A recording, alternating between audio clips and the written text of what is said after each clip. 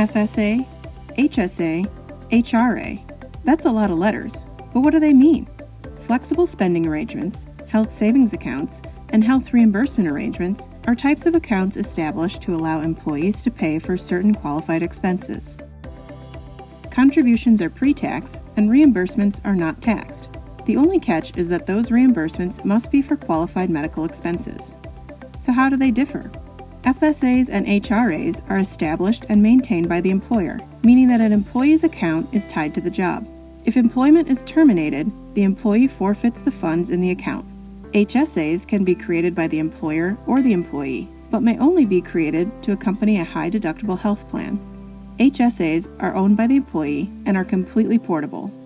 FSAs and HSAs can be funded by both employer and employee contributions, but HRAs are only funded by the employer.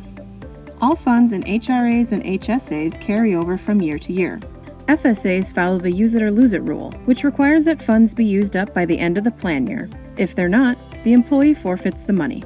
As an option, FSAs can offer either a carryover provision or a grace period to help employees spend down their accounts.